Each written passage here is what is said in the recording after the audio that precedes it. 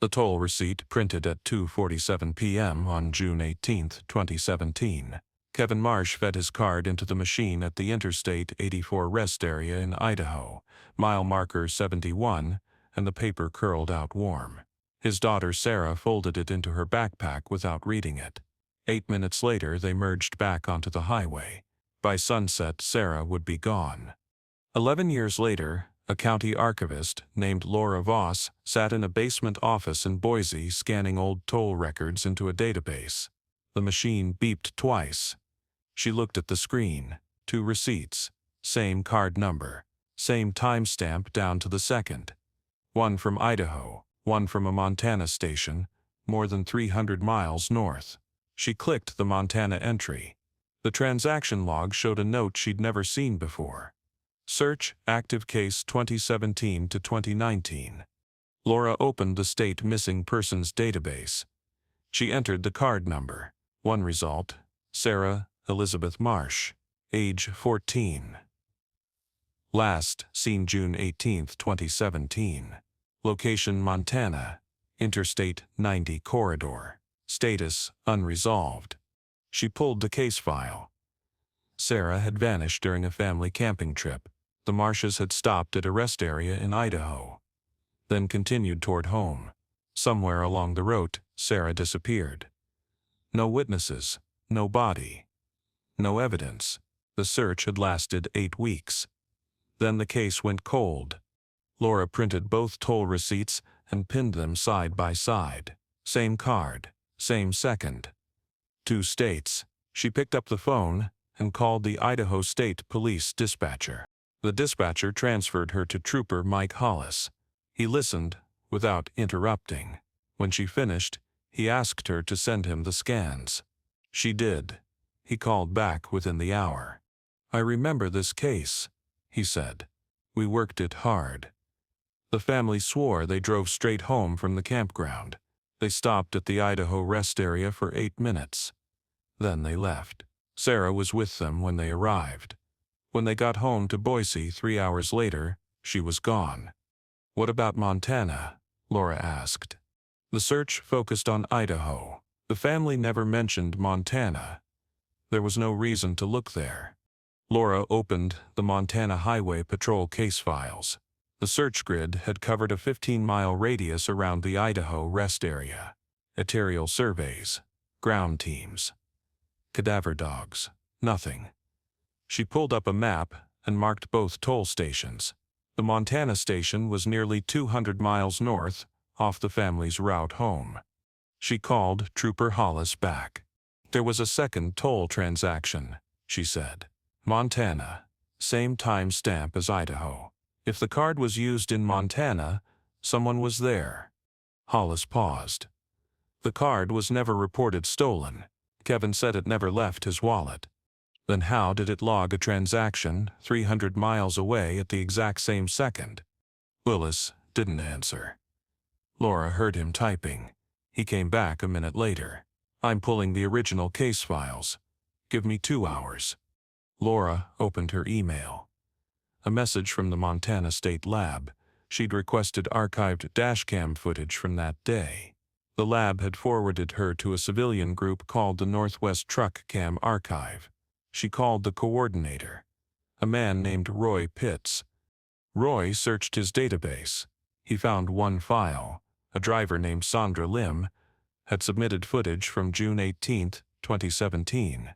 Timestamp, late afternoon. Location, a few miles west of the Montana toll station. Roy emailed her the file. Laura downloaded it and opened the video. The footage was grainy, shot through a windshield-mounted camera. The highway stretched ahead under an overcast sky. A dark blue minivan appeared in the right lane, moving slower than traffic. Sandra's truck began to pass. As the camera drew level with the minivan, Laura could see through the driver's side window, a figure in dark clothing. Hands on the wheel. No passengers visible in the front seats. The truck pulled ahead. The camera caught the rear of the minivan for 2 seconds. Laura paused the frame. The plate was partially obscured by road dust, but 4 digits were visible. G284. Behind the rear window she could see the outline of cargo, something bulky covered with a tarp. She opened the case file. The Marsh family drove a dark blue Honda Odyssey, plate 4GH2847. She zoomed in on the dashcam frame again. The minivan's rear window showed a small decal in the corner. A pine tree, National Park Service. The same decal Kevin Marsh had on his vehicle. Laura's pulse quickened. She called Hollis. "The Marshes were in Montana," she said. "I have dashcam footage. Their minivan. Late afternoon on June 18th. "That's impossible," Hollis said. "Kevin's work logs show he was in Boise by early evening. His VPN login confirms it. Then someone else was driving their car." Hollis was quiet for a long moment. "I'll call the family." Laura hung up and opened the toll machine maintenance logs. The Idaho machine had been serviced 3 days before the incident. The Montana machine had been serviced 8 days before. Same technician, Gary Ruiz. She called Gary. He answered on the second ring. "I'm looking at your service logs from that summer," Laura said. "You worked on 2 toll machines, one in Idaho, one in Montana." "Yeah," Gary said. "Routine replacements, old readers wearing out." "Is it possible for one card to trigger 2 machines at the same time?" "No, the system won't log 2 transactions from the same card unless there's at least a minute gap." "What if someone cloned the card? Then you'd see 2 different card numbers." Laura thanked him and hung up. She stared at the receipts. Same card, same timestamp. The family in Idaho, their car in Montana. She opened the federal DOT database and searched for commercial truck traffic that afternoon. Nearly 20 trucks had passed the Montana toll station during a 2-hour window. One truck, a refrigerated semi-registered to Dale Henner, had pulled through 1 minute before the Marsh transaction. Laura found Henner's contact information. He was retired, living in Spokane. "I'm looking into an incident from 2017, Laura said. "You passed through a Montana toll station on June 18th. Do you remember seeing anything unusual?" Henner thought for a moment. "There was a car parked in the pull-off just past the toll machine, a dark minivan. The driver was standing outside next to the recycling bin, just standing there. Didn't move." "Did you see the driver's face?" "No. They were wearing a rain jacket with the hood up. I thought it was weird because it wasn't raining." Laura wrote that down. "Was anyone else in the car?" "I couldn't tell. The windows were tinted." Laura thanked him and hung up. She pulled up the weather data for June 18th, 2017, clear skies in Idaho, partly cloudy in Montana. No precipitation. Visibility excellent. Trooper Hollis called her back 3 hours later. "I talked to Kevin Marsh," he said. "He insists they drove straight home, but there's something strange. Rachel, Kevin's wife, said Sarah, asked to stop at a rest area on the way home. Kevin said no, because they were trying to get back before dark. But Sarah was upset. She wanted to use the restroom." "Did they stop?" "Kevin says no, but Rachel isn't sure. She said she fell asleep in the front seat after they left the Idaho rest area. When she woke up, they were pulling into their driveway in Boise. Sarah wasn't in the car." Laura opened her notebook. "When did they realize Sarah was missing?" "Kevin said they thought she'd gone to a friend's house. They didn't start looking for her until late that night. By the time they called the police, it had been 5 hours." Laura circled the timeline. 5 hours. Enough time to drive to Montana and back. She opened the Idaho State Police case file and searched for Kevin Marsh's interview transcripts. One detail stood out. Kevin had mentioned stopping for gas on the way home, but the credit card records showed no gas purchases that day. She pulled up the original search reports. The first 48 hours had focused entirely on the Idaho corridor. Search dogs had tracked Sarah's scent from the rest area parking lot to the edge of the highway, then lost it. The lead investigator had theorized she'd been picked up by a passing vehicle. Roadblocks were established.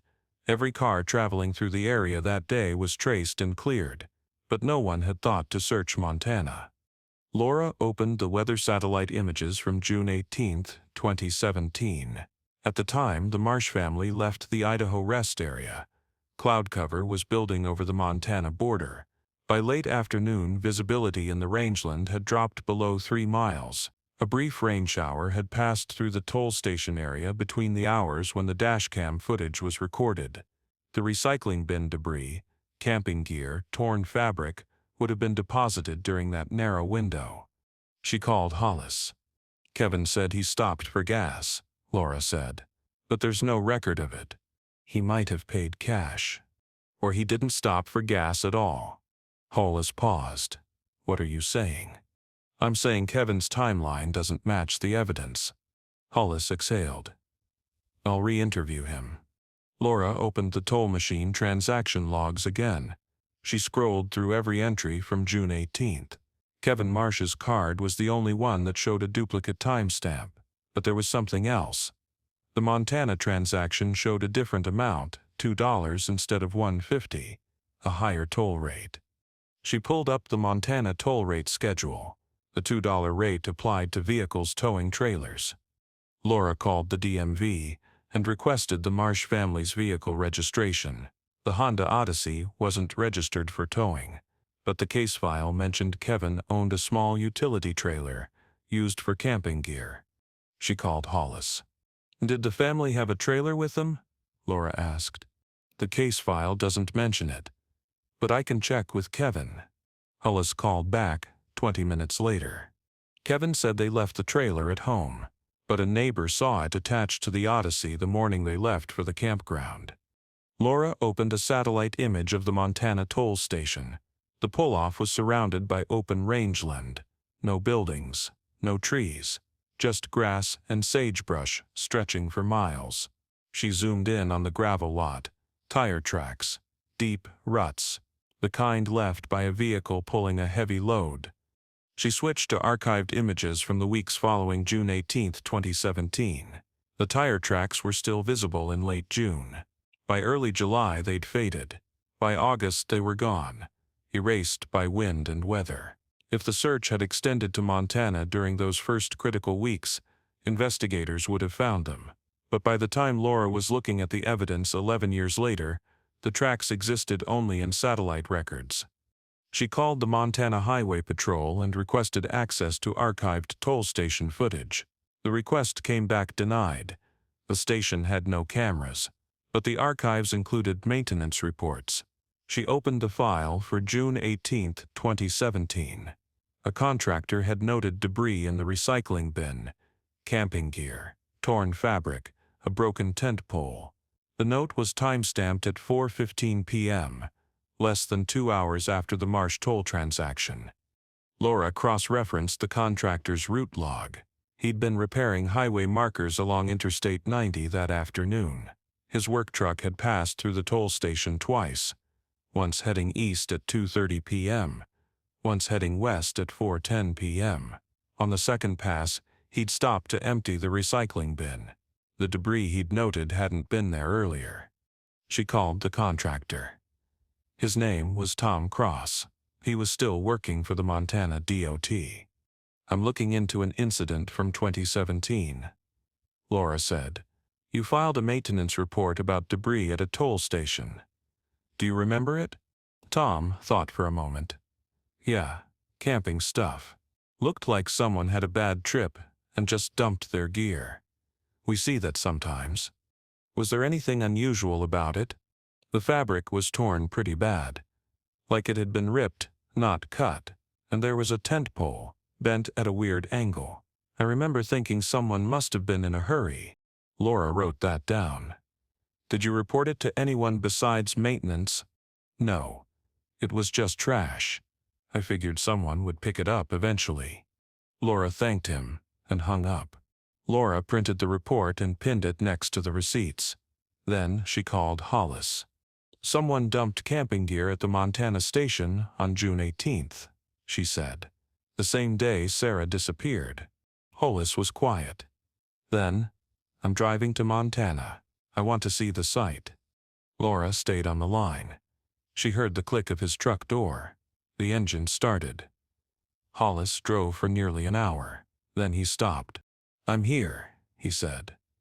There's nothing left, just a concrete pad and a decommissioned sign. Check the surrounding area. Look for anything unusual. Hollis walked the gravel lot. Laura heard his boots crunching on stone. He stopped. There's a trail, he said, heading east into the rangeland. It's overgrown, but it's there. Follow it. Hollis walked for 10 minutes. His breathing grew heavier. The trail wound through tall grass and scattered sage. Then he stopped. Laura, he said. His voice was tight. There's a drainage culvert here, concrete pipe, about 4 feet wide. It's blocked with debris. Laura's pulse quickened. What kind of debris? Branches. Trash. Looks like it's been here a long time. Wait, there's fabric. Faded. Might have been purple once. Purple fabric. Hollis was silent for a long moment. Yeah. Laura opened the case file. Sarah had been wearing a purple backpack the day she disappeared. The description listed it as having one frayed strap, a detail Rachel had mentioned during the initial investigation. Call the county search and rescue, Laura said. Tell them to bring cadaver dogs. The search team arrived 2 hours later. Laura stayed on the phone with Hollis as they worked. The dogs alerted immediately on the culvert entrance.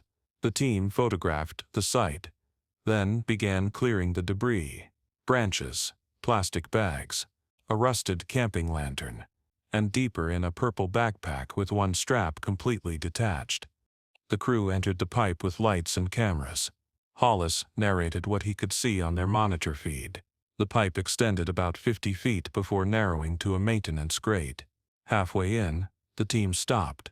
One of the crew members turned to face the camera and nodded. We found her, Hollis said quietly. The recovery took 3 hours. The remains were transported to the Montana State Medical Examiner's office. Dental records confirmed the identity within 2 days. Sarah Elizabeth Marsh, age 14. The examiner estimated time of death as occurring within 24 hours of her last confirmed sighting, June 18, 2017. The cause of death was blunt force trauma to the back of the head. The injury pattern was consistent with a fall or impact against a hard edge, something like a metal trailer hitch. Laura pulled up the toll machine transaction logs one more time. She cross-referenced the Idaho machine's reader ID ID071B. She searched the federal database for that reader's history. The reader had been refurbished that spring. Its previous location, MT412A. Laura called Gary Ruiz. The reader you installed in Idaho 3 days before the incident, she said. It used to be in the Montana machine. Yeah, Gary said. Readers get refurbished and moved all the time. Could a reader keep data from its previous location? Gary paused. The system wipes it before reprogramming, but if the wipe failed, it's possible. Laura opened the supplier's records. The reader, ID071B, had been refurbished but flagged during testing. Memory wipe incomplete. Residual location code present. The flag had been cleared manually. The reader was installed anyway. Laura stared at the screen. The Idaho machine had logged both transactions, not because Kevin was in 2 places at once, because the reader had kept a ghost memory of its old location in Montana. When Kevin swiped his card in Idaho, the system registered the transaction twice, once for Idaho and once for the Montana code still buried in the reader's memory. But that didn't explain the dashcam footage, or the camping gear, or the body in the culvert. Laura called Hollis. The double transaction was a glitch, she said, but someone really was in Montana that day. Someone driving the Marsh family's car. Hollis was quiet. Then, Kevin failed the polygraph. Laura opened Kevin's interview transcripts again. She read every line. One detail stood out. Kevin had said Rachel fell asleep after they left Idaho, but Rachel's statement said she fell asleep before they left Idaho. Laura called Rachel Marsh. "When you fell asleep in the car," Laura said. "Where were you?" Rachel's voice was uncertain. "In the rest area parking lot. I was tired. Kevin said he'd wake me when it was time to go." "Did he wake you?" "No. I woke up when we pulled into the driveway at home." "How long were you asleep?" Rachel paused. "I don't know. A few hours, I think." Laura did the math. The drive from the Idaho rest area to Boise took 3 hours. If Rachel slept the entire time, Kevin could have driven to Montana, dumped Sarah's body, and returned to Idaho, all while Rachel was unconscious. She called Hollis. "Kevin sedated Rachel," Laura said. "He drove to Montana, left Sarah's body in the culvert, and drove back. Rachel never knew they left Idaho." Hollis exhaled. "We're bringing Kevin in." Kevin Marsh was arrested 3 days later.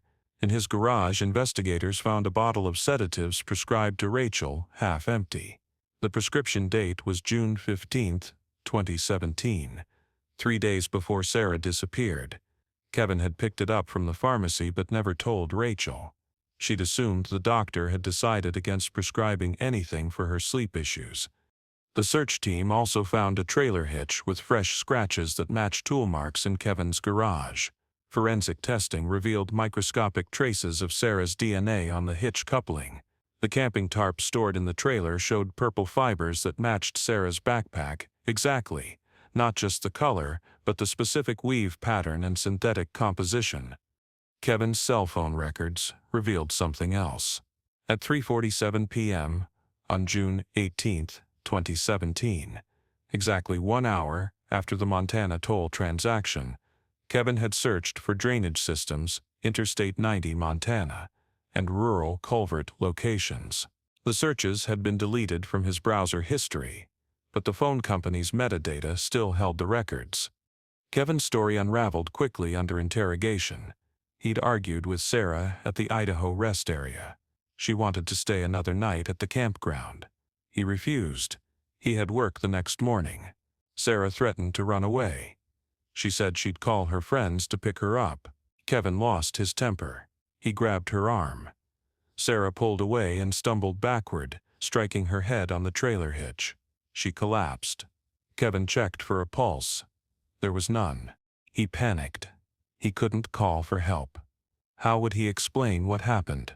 He crushed one of Rachel's sedatives into her coffee while she was in the rest area bathroom.